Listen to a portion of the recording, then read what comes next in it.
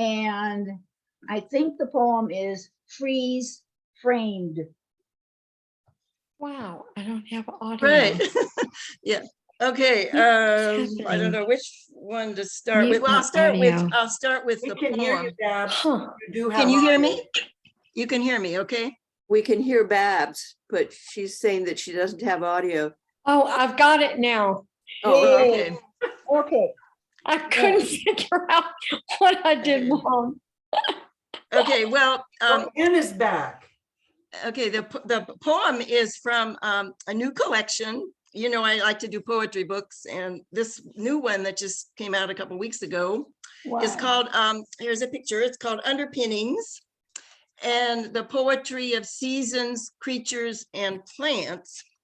And in the section on plants, I picked one poem because my prose piece is a little bit longer. So I'm just going to read one poem from this. And it's called Freeze Framed. And Jean said, what? Freeze framed? What does that mean? Okay, so this is what it means.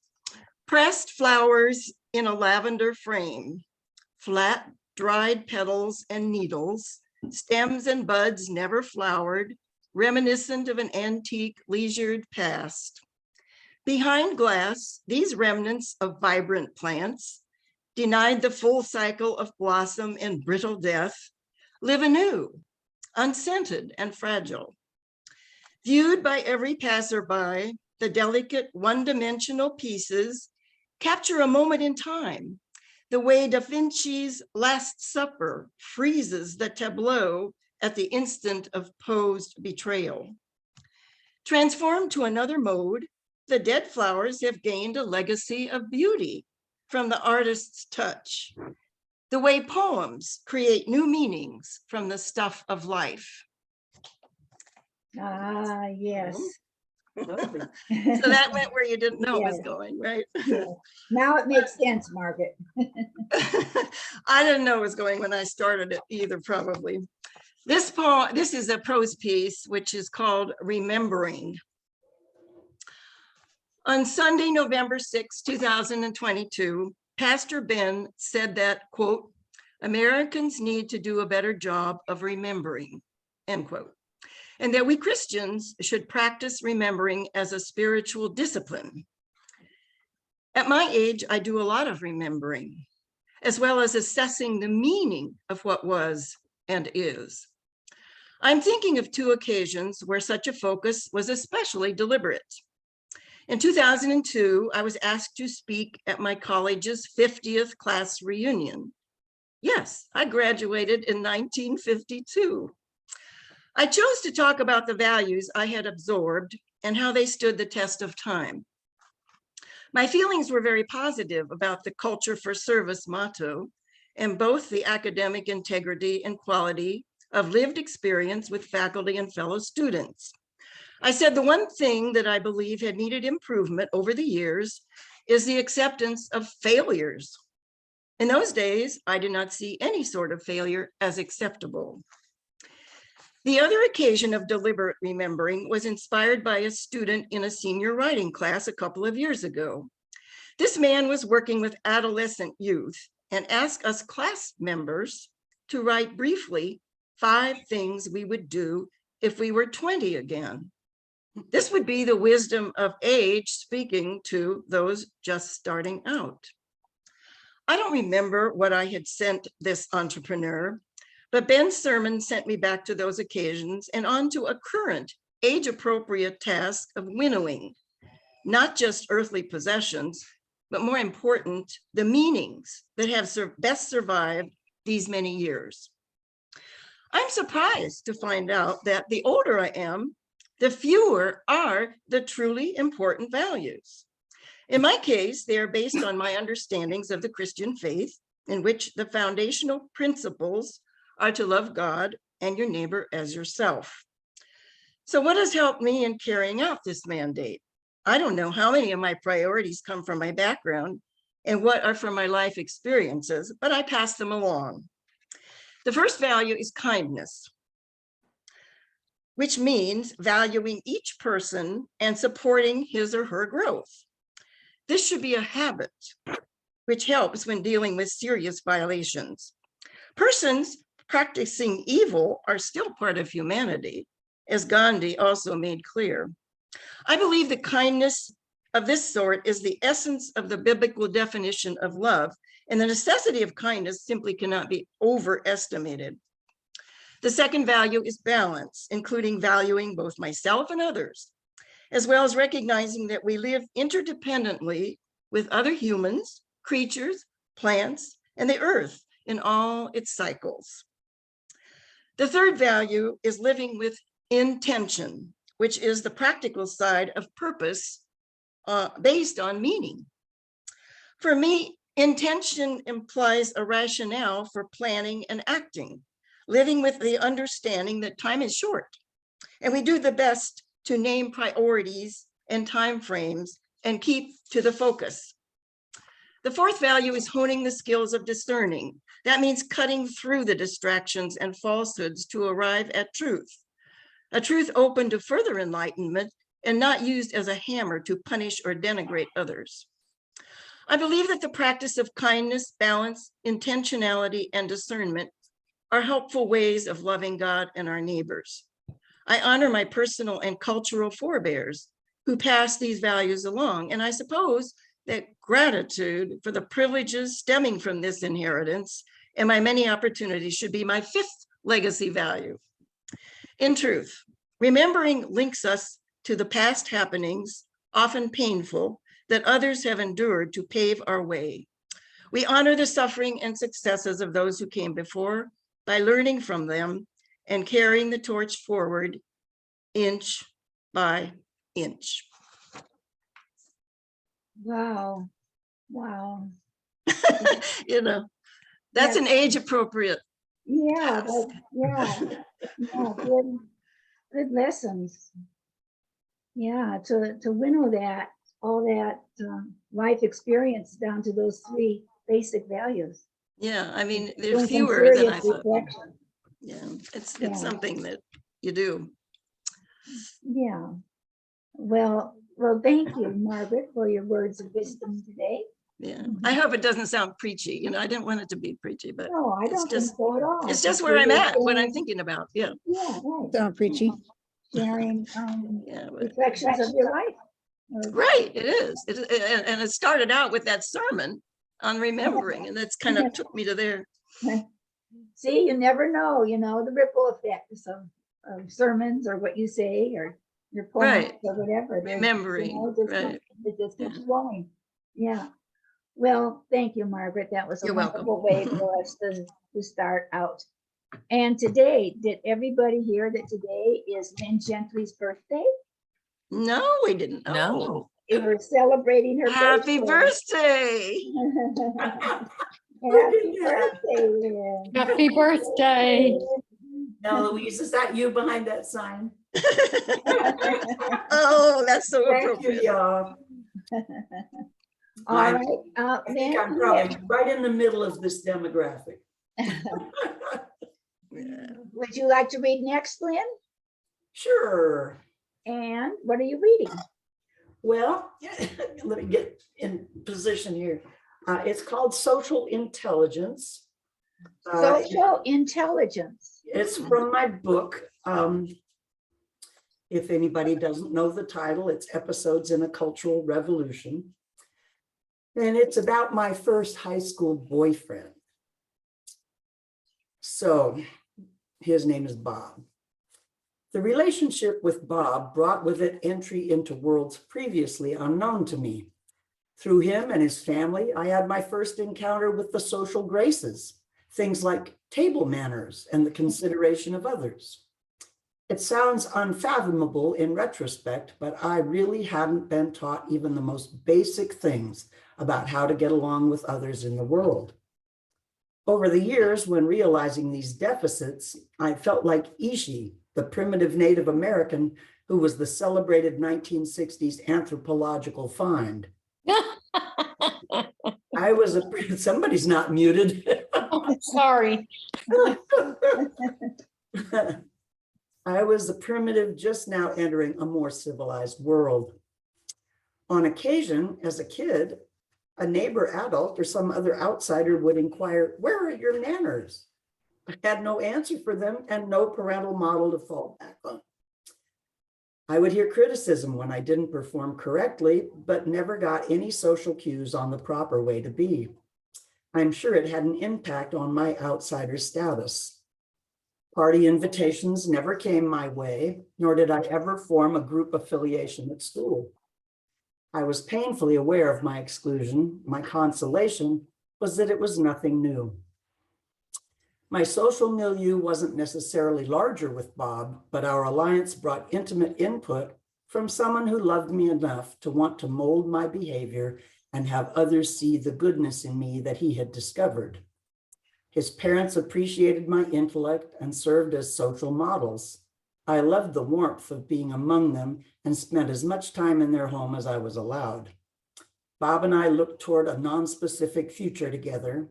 I began engaging in the heterosexual rituals of a girl planning to marry someday. Excuse me. I had a hope chest and filled it with household items from redeeming blue chip stamps that came with retail purchases. I collected linens, salad servers, and cereal bowls. The chest itself was made of cedar and was a lovely piece of fragrant furniture that remained among my belongings way beyond any dreams of building a traditional home life.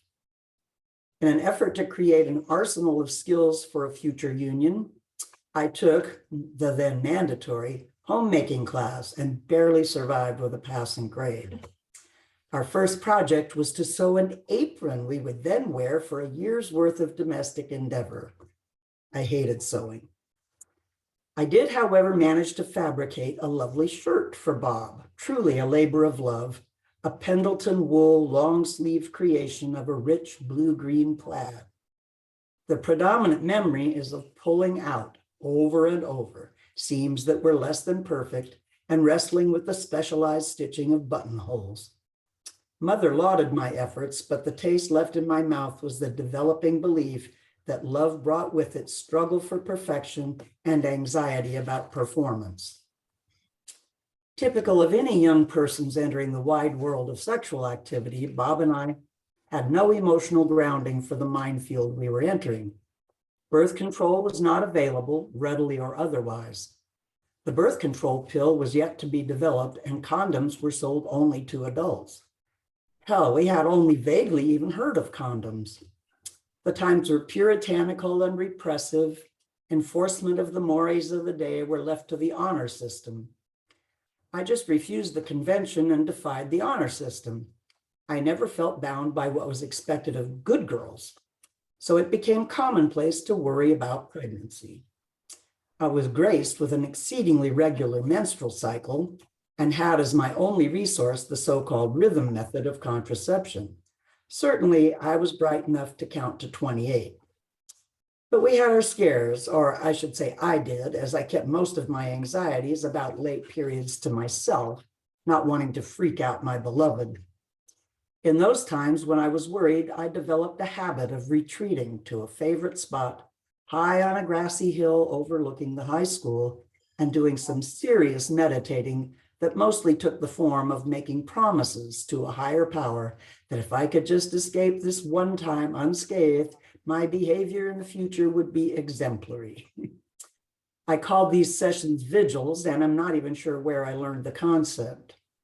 Probably from literature, still my favorite place to hide from the doldrums of teenaged existence. When I sat vigil, I was sometimes on the hillside well into dusk. Even though I had the social protection afforded by a love relationship, I still had no friends except Bob. After half a year of our association, he graduated and I was left on the social landscape once again alone. I remember a dance in my junior year where Bob joined me, my grown-up collegiate boyfriend. He had not gone away from home for his further education, but was attending the local community college and living at home with his parents and younger brother. His father still wouldn't allow him to drive, which was a formidable humiliation for a young man who had graduated. He attended the dance with me and we wore matching bright orange shirts, the color of highway safety vests. I loved the color and thought it festive, for the beachcomber theme of the evening. We also donned matching sailor hats. I think it was the first time I ever went to a dance with a date. Bob was in a folk dancing troupe outside of school, most likely inspired by the fact that his parents were avid square dancers. The whole family loved to dance. We had a fine time on the dance floor, working up a giant sweat and twirling into a frenzy. I had the time of my life, feeling for a change that I was in some rendition of the social mainstream, previously a foreign country. But the following Monday at school, I was to find, through the rumor mill and behind my back whispers, that again I had gone against the grain of social convention. Our dancing was deemed shamefully uninhibited, and our outfits inappropriately garish. Apparently, the social code was stringent in these matters, but without belonging to an in-group, the cipher was unintelligible. That's that chapter. Thank you. Thank you, Lynn. Lynn, you are a great writer. Who said that? Bonnie did. Oh, thank you, Bonnie. No, you just write so vividly. Amazing. Oh, Yeah. Yeah, Really, really, you express yourself in such a humorous way for things that may not be so humorous, but the Yeah. way that you express them, just your insights just crack me up. Yes, very vivid. well, I have 60 years of buffering between then and now. And That was really good. Thank you. yeah, I think it's always interesting to hear reflections from our older selves on our teenage years. You know, so it's Yeah. interesting. And I think that you said at one point that Bob's parents were warm and gracious to you and teaching you social manners or something that you didn't have, that you were lacking. Yeah, and you know, they would sit around the table for hours after they ate, just talking. I'd never seen anything like it. Oh, My family couldn't wait to get away from the table. We had to say, "Good, Mom," and then, "May I be excused?" yeah, you know, and it makes me think that thank God for the wider web, you know, the community, the village, and other people that can take us in and help us and help us feel loved, I guess. I just, Yeah. yeah. Yeah, well, thank you very much. And now next is me, and I still don't know what I'm reading. But I have several things to choose from here. And what I think is I will read two of them, and they're like flip sides of the same coin. So I'll start with the darker one and end with the brighter one. How about that? Okay. So the first side is called masking. So when do we stop pretending that everything is okay, that we are fine, thank you, and you?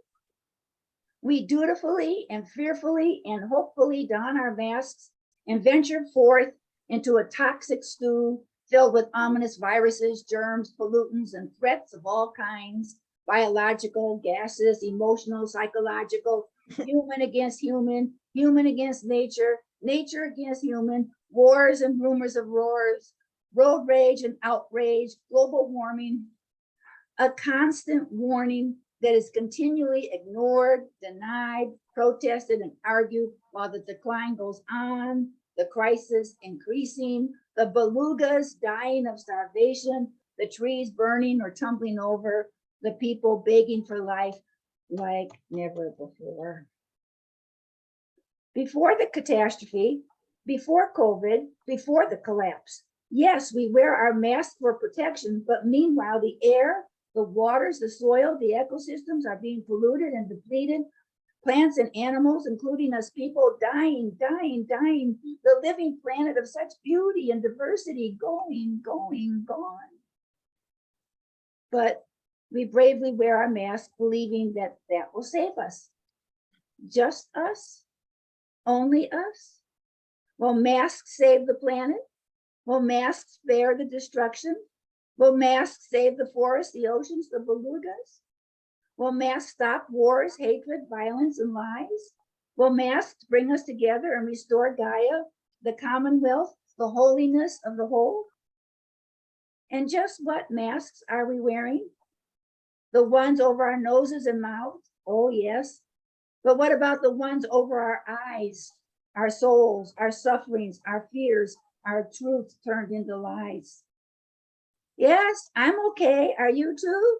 Oh, good. Yeah, let's keep on keeping on. Stay strong, stay safe, stay woke. And oh yeah, celebrate anyway. Sing, dance, and make merry. I'm singing. Do you hear me? I'm dancing. Do you see me? I'm dying. Do you notice? We dance on the grave of Gaia. We sing our own dirges. Do we mourn our own souls? Uh-oh, look, it's all gone. Now, something a little brighter for you guys. As always, we're traveling around the sun on our annual journey through 365 days, seasons, stars, and solar system. It's really amazing, this journey we collectively take. Do you ever watch light reappear from the darkness of night? Isn't that wondrous? Light. Is that the basic building block for life? Before light, nothing but darkness. And then suddenly there was light. Why? Why didn't nothingness continue? It's a wonder that there is something instead of nothing.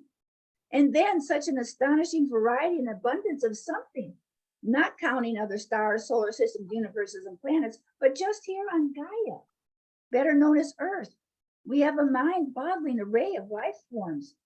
Eels and elms, tulips and tuna, otters and oysters, spiders and sparrows, mushrooms and moose, all carefully nourished with essential life support, air, water, light, and soil. And now, in this dark time of year, we celebrate light and joy and love with a sense of wonder and awe. Our hearts are full of gratitude for such gifts. We are living in the mystery. We are part of the wonder. We are a miracle within myriads of miracles. Oh, blessed be. What do we do in response to all this bedazzlement? Do we sense the soul that we're within? This cocoon of nurturance, this spaceship protecting us from the harshness of outer space that we are constantly traveling through? Do we feel the sacredness of this wild, wondrous earth carrying us around our source of light? The sun is our common campfire as we go about the business of our lives. But sometimes life gets so hard and confounding, busy and complex, annoying and troubled, full of sorrow, grief, and rage. Sometimes it's too much to bear. And yet, there's something that keeps us going. Maybe it's another person or our community of caring people. Maybe it's the rainbow or the light playing with the clouds. Maybe it's the sunrises or sunsets when the light displays its glorious colors as it disappears, only to reappear again and again and again. So we rise up, and as my mother always told us kids, to do what's right with all our might. And so, amen. May your days be joyful, abounding in wonder, awe, and gratitude. And there you have it. The good, the bad, and the ugly, and the beautiful. Amazing, Jane. Yes. Just amazing. You are something else. You know, I think is that complexity and the negative and the positive and the worries and the fears, you know, that we carry with us, but that we still have that joy and that awe and that love. I don't know, it's the shadow and the light, I guess, dancing together within us and around us. Mhm. Thank you for the order. Yes, I agree with Eloise. Yeah. Yeah. I just got it. So Jean, Yeah. nurture, nurture the joy, nurture the love and the beauty. Right. Yep. Right. It's what we have and it's what keeps us going. So, you know, Absolutely. yeah, all praise. I feel like when we go on those evenings and see the sunset up by your house, I feel like it's going to a prayer meeting. It Uh-huh. just never fails to amaze. Yeah, it's just astonishing. You know, you see a beautiful sunset and then the next night you're all over again from the sky. The sky is quite a show. Every day it's different. Yes, it's different and it's beautiful. Yeah. Yeah, when Bibi came with me on the trail, Anne knows the trail because she lives right next door to me. And Bibi was always walking trails in Montclair with the forest and the trees and the little trails. And she came out on this trail and she said, "Oh my gosh, look, you can see so far." We had the whole vast Bay Area to look at. She was just astonished by the view. All right, moving on. Earl is next, and he's going to read about the rain comes. Let's hope so. Okay, this is called The Rain Came. It Oh, rained a the bit rain. on November 1. Clouds built up much of the morning and a gentle mist began to fall.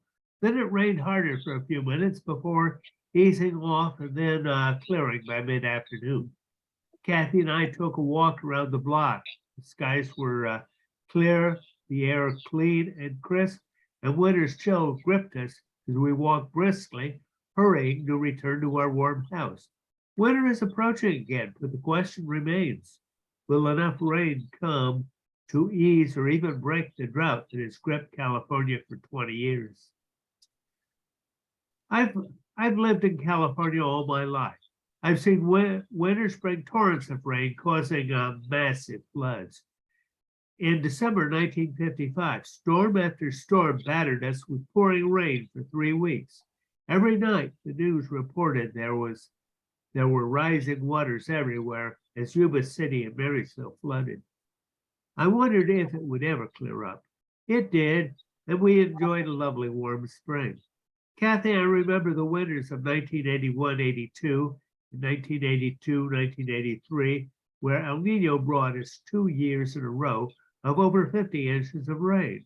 We got so tired of it, we flew to Hawaii for a week in March 1983. They were having a drought. The new millennium brought us 6 years in a row of above normal rainfall. It was lovely to have so much water, but Kathy and I frequently could not get out to hike as the raindrops continued to fall. It is depressing to see week after week of unending rain, but we were amply rewarded by spectacular spring wildflowers when they finally came. In 1959, a September storm brought 3 inches of rain one Saturday. It cleared the next day, and the weather was lovely. Christmas had passed by the time it rained again, but there was little the rest of the season. Our canyon became so dry we thought some of the bay trees on the far side would die.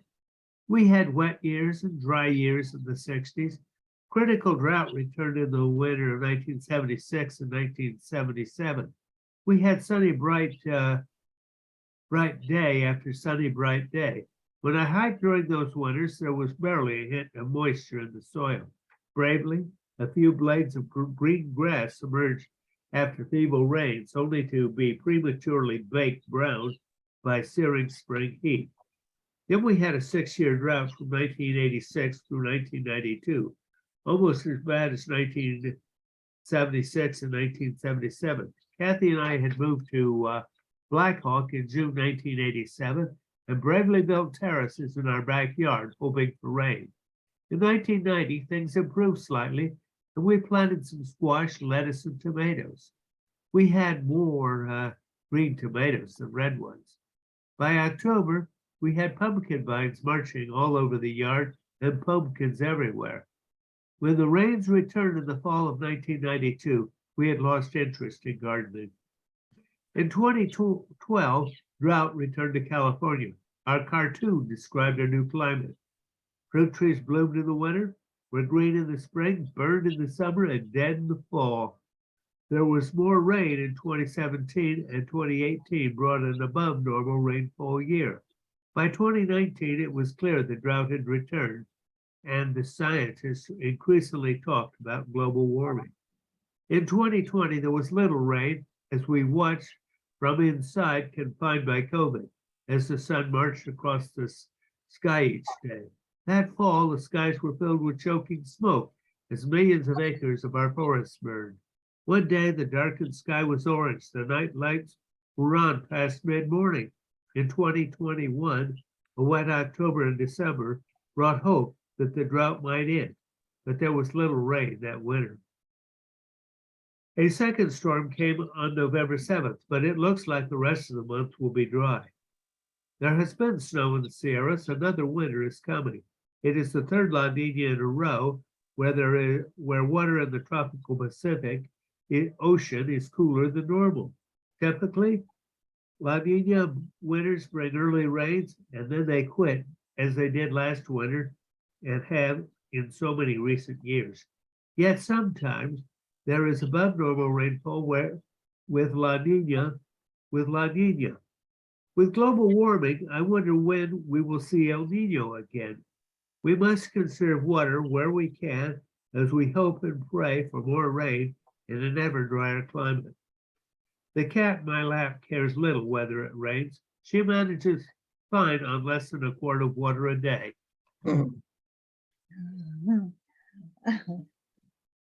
Earl, you are so amazing. Do you keep a journal and look through all the pages about rain, or what do you do? How do you get all that information? Well, I just remember it from what happened, okay?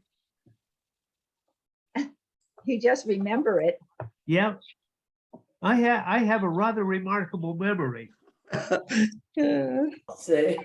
It's selective, but I think if we go back and check the records, we'll find most of that to be accurate. You didn't go through records and pages? No, I and- didn't. Huh? Why do that when you have it stored up here? Oh my Oh, very, God, very good. that's hard to believe. I wish my brain were like that. You have dates and inches and all that in your brain? Yeah, I just remember when I was able to do stuff and when I couldn't. Well, that is truly remarkable. The record of rain in your lifetime. Thank you, Earl. All right, Kathy has something about hope, just in Okay. time for us, Kathy. Coming. We're just switching. Okay, Hey, it's not much, but I tried. great. Well- Thank you. Have you ever lost hope that the pandemic would end? Have you prayed that the Holy Spirit would send? Hope is confident expectation, trusting God with elation. The pandemic tested our hope, the promise of God to help us cope with the unknown ending. Without hope, life loses its meaning. With hope, you have a good assurance of God's protection, giving you endurance. Free from fear and anxiety, one can be happy. Hope produces joy and peace through the power of the Holy Spirit release. There is hope that science will keep up with the variants. Science has already made a difference. Hope is one of the three greatest things in life. The others are faith and love to attack strife. All right. Nice, Kathy. nice. Yeah. Yeah, reflection on hope. That was, Very good. That was lovely, Kathy. Thank you. Very nice.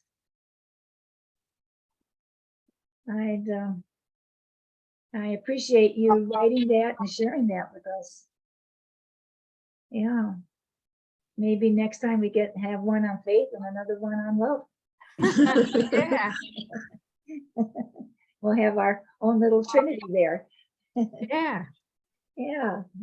Yeah. Thank you, Kathy. Okay. Mhm.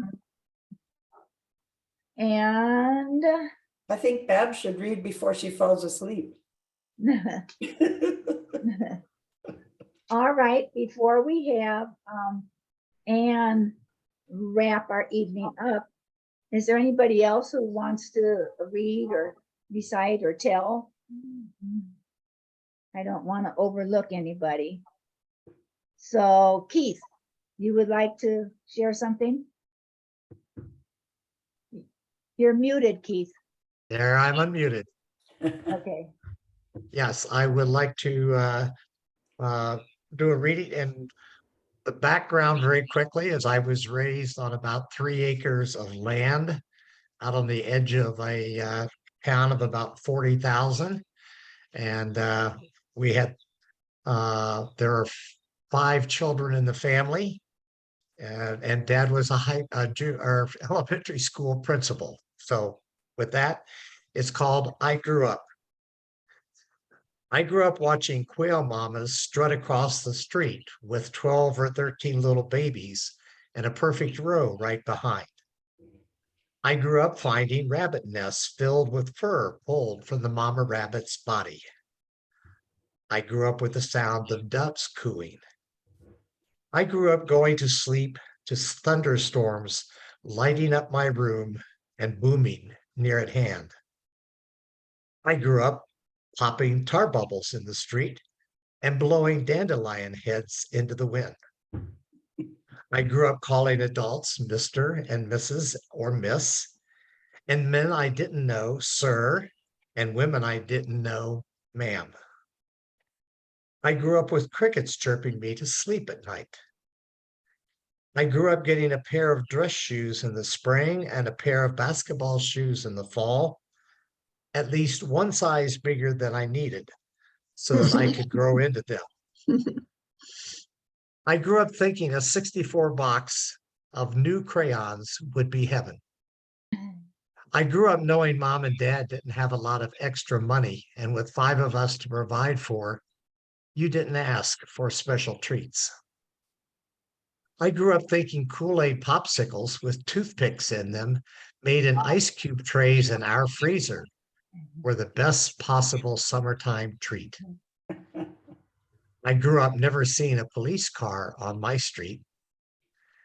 I grew up wearing hand-me-downs from my brother and the children of mom and dad's close friends and cousins, and thinking I was the best dressed kid in school.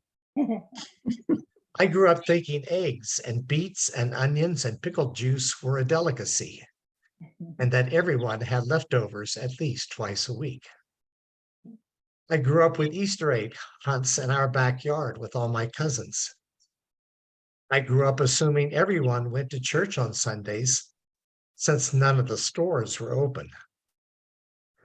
I grew up learning how to pick blackberries without getting scratched. I grew up learning how to entertain myself on slow, hot summer days. I grew up climbing to the top of trees and swinging high enough on swings that the legs came out of the ground, even after Dad poured concrete in the holes to keep them down. I grew up building dams and the drainage ditches that funneled rainwater down the sides of our street. I grew up playing in the basements of newly framed houses in the evenings and on Sundays. I grew up learning to cherish all of God's creatures, 2-legged, 4-legged, 6-legged, 8-legged, and 1,000-legged, but not flies, mosquitoes, or cockroaches, because I could never figure out why God created them. I grew up learning to shape my hands into a conch shell so that I could blow loud whistles. I grew up learning not to be angry with any kid on my block for more than 24 hours because they were the only friends I had to play with. I grew up praying before dinner. I grew up stealing a pack of cigarettes from Dad's carton once a month and hiding it in a metal Band-Aid box in a dry place in the woods and smoking one a week. I grew up planting trees on Arbor Day and watching them get as big as I was by the time I went to college. I grew up making forts out of the bottom bed of our bunk beds. I grew up before dentists had high-speed drills and used Novocaine and who put fillings in the same tooth 4 or 5 times. I grew up with Mom having to defrost the refrigerator by hand, putting pans of hot water in the freezer area to thaw the frost that had accumulated. I grew up anxious for Cub Scouts at Bruce Linney's house because Ann Swisher and Connie Stubbs and Phyllis Davidson and Nora Wiseman all lived close to him. I grew up loving our 3rd grade teacher, Mrs. Keister, reading to us books about the mound builders. I grew up feeling really important when I was big enough to mow the yard with the big power mower. I grew up never worrying about someone stealing my bike out of the side yard. I grew up waiting for the day I didn't have to eat at the little kids' table at family get-togethers. I grew up practicing applying bike brakes in gravel driveways. I grew up looking for lost golf balls at Dr. Williams' cornfields next to the golf course. I grew up laying in our side yard with friends, finding shapes in the clouds floating overhead. I grew up hunkering in with the family while blizzards blew and dumped inches of snow on the ground, knowing that there would be no school tomorrow. I grew up with stupid cats, bringing home half-dead mice and playing with them in the backyard. I grew up catching daddy longlegs and teasing my sisters. I grew up learning from my paper route that some people are always grumpy, but most people are usually friendly and kind. I grew up not knowing that there was any limit on where I could wander. I grew up scared by the shadow of bare branches of the trees outside my window. I grew up knowing mothers had eyes in the backs of their head. I grew up dreaming of owning a pair of baseball cleats and thinking I had died and gone to heaven when I got a pair of hand-me-downs when I was 10. I grew up saving enough money over 6 months to buy for $20 a miniature transistor radio and listening on it when Don Larson threw a perfect game in the World Series. I grew up thinking they put the light on the telephone pole on the corner of our side yard just so we could play after dark. I grew up being allowed to get library books from the section 2 grades above the one I was in, only to get to 6th grade and found out I had read them all. I grew up without horizons. I grew up with the music of wind in the trees and flowing creeks and crunching snow and crunching leaves. I grew up thinking I was the most privileged kid who ever lived. And I think I was right. Oh, That's so precious. Wow. Yay. That is certainly something to put away for a grandchild, right? Oh, that's Well, wonderful. That's history. That's Oh, history, It's right? part of my memoir for my granddaughter that I wrote with COVID. Perfect. Oh, That's Just lovely, just Steve. Just lovely. beautiful. So good. oh, God, I love that's a, that. that's I a did too. poem. That's a Oh, poem. A long poem. Yeah, oh, it's beautiful. Just That's beautiful. great. Now you've inspired me to do the same thing. That would be interesting, huh? We all wrote that, I do. Yes. Maybe we should do a meeting like that. Maybe, maybe we should do that as a theme of storytellers. Yeah, Just I grew up and have everybody do their take on it. yeah, yeah. And big, yeah, Oh, great thank you. prompt. It's wonderful. Yeah, I That's hope good. we get to hear more from you. Yeah. I think could picture you in the yard. I could picture you everywhere as you spoke. That was just fabulous. It Really? that was Yeah. so good. I hope it brought back some similar memories for everybody else. Absolutely. Right. Yeah, it did. Transistor radio. Inspiring. Where did you grow up, actually? In Middletown, Ohio. See, I grew up in Ohio also. It sounded very familiar to me. I was out in the country Yeah. too. Mhm. Yeah, it sounded very familiar to me too. The part about the mosquitoes I could relate to because I Yes. grew up in Louisiana and there was roaches and mosquitoes. 75 years later, I still haven't figured out why God created them. Yeah, yeah. I'm sure it's to teach us something. Oh, For God. bats, food for bats and birds, right? There you go. Maybe lizards too. I don't know. Lizards eat mosquitoes. Birdies, little birdies eat mosquitoes. Yeah, and bats do too. Yeah. Mhm. Wow, that was a real trip. Thank you. That was Yeah.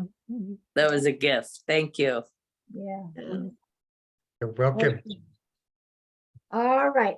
And anybody else want to share anything before we let Anne close our evening? Any more hands up? All right, then I think we're ready for my neighbor Anne Okay. and her poem. All right. Thank you. Thank you, Jean. Thank you for letting me be here, everybody. Everyone's readings were charming, so and beautiful and just very nice to hear. So okay, so I have a short poem. It's called Releasing Something Wild. On a hilltop, I can't see sun tea steeping in a window at the lagoon. Breeze steady as an ocean current rises to high tide. Far above my head, a hot crests, kiting still in the air. Wingtip feathers flare, rose-lit tail flits. Yellow eyes follow a dipped petal, a quivered whisker, a dive, a flicker of a talon in a cotton net, a smile, a gentleness of a captor, catching a feathered huntress, to look her in the eye, band her, name her, release her, like sun tea flowing into sky. Hmm, Oh, beautiful. a beautiful way to end our gathering tonight. Do you work at a rehab? It was inspired by, yeah, close interaction with a red-tailed hawk, but yeah. It's amazing what that means to us. You know, to see nature up close, Mhm. right before our very wondering eyes. Yeah. It always interests me how we respond to nature, how much that means to us for some reason. I think of William Wordsworth, my heart leaps up when I behold the field of golden daffodils. You know, my heart leaps up when I see the red-tailed hawk. Mhm. Yeah, Yeah. yeah, thank I you. know, we're not separate from it, you know. It just, I can't explain what it does to us, Yeah. you know, just to see nature. Mhm. And I think if people could see nature like that, they would be in a state of awe and gratitude and could never drop bombs or do harm. Mhm. I really believe that. I know. Well, I'm sad to say that brings us to the end of our Friday night date, you guys. No, Mr. Bill. So nice. Yeah, it's been wonderful. Earl, you're muted. Yeah, thank you for putting this together for us, Jane. Yeah, Oh, thank you, Jean. Well, Thank you so thank much. All of you, Yeah. it's just Always wonderful to nice. be together. I really appreciate you guys coming and sharing and hope you continue to do so. Yeah, thanks for a great birthday party. Yeah, happy birthday. Yes, happy Happy birthday. birthday, birthday. Lynn. What a Thank birthday, have these beautiful stories, huh? Yeah. Can I just quickly just say that there is something about the gathering of people from this church. It just renews my faith in the goodness of humans. I have just been so viscerally affected by the last 7 years of politics that have exhausted me. And when I participate or attend something like this, it just renews my faith and my love just bubbles up. And I just want to embrace everyone with your beautiful smiles, all of your love in your hearts, all of the good thoughts that you carry day by day. You're just such good people. And I love you all.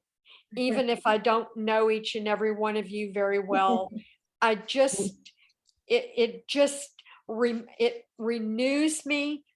And it just reminds me that there are things to love. Well said. Very nice. Well Yes, said, yes, Deb. Bev. Thank you. Mission Thank you. You know, accomplished. our church is MPC, Montclair Presbyterian Church, and the MPC I changed to my personal community. That's really good. clever. That is really And clever. yeah, that's how I feel. Community is essential to people, you know, and I think that's why some people are lost, because they don't have community. They don't feel what Babs just told us, you know, this love, this joy in being together. We need to be together. And Well, people, you know, the humans are the storytellers, you know, and just telling stories and sharing our lives, just what you said, Babs, it gives us encouragement and joy to keep on getting up another day. yeah, it Yes. really does. And I'm just grateful for all of you that you're my thanks for this Thanksgiving, you know. Yeah, this is a great way to start. Very the nice. Time, huh? And Anne, thank you for joining us. Thank you. Thank you. Yeah, yeah. Holding good wishes for you, Gail. Yes, Mhm, yes, Gail was in a fire. mhm. And like she says, she's a refugee now, trying to find a home, a new home. Mhm. Yeah. What happened to Gail? Gail? What happened? My cue, I think